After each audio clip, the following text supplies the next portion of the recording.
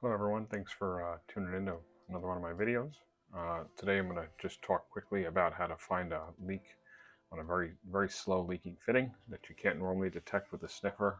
In this case I was using the Amazon or the Blue Raptor Mastercool leak detector, which I'll put a link in the bottom of the video in case you're interested in getting this leak detector. It does work really well, but in our case this was a very small leak and it was difficult to find without this method. So I figured I'd share this method with everybody and hope you give it a try.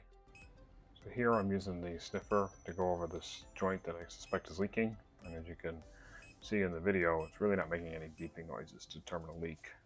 So the first step in finding this leak or confirming that there's actually a leak here is to take the foil and wrap the foil around the fitting.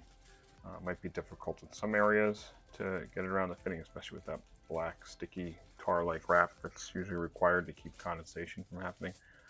But with a little bit of patience, you can wrap the fitting really well, and then on both ends make sure that the foil is as tight as possible to the pipe so that any of the freon that does leak out of that fitting will get essentially captured inside the foil.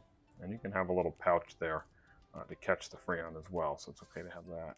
After about 15 minutes, you'll see I go back with the leak detector and a little pin, and with the leak detector turned on, I poke a tiny hole, and now you can hear the leak detector beeping, and it's beeping a lot more frequently now, showing that there's a leak in there and freon was connected or was leaking out of the fitting. So that's the easiest way to really detect the leak.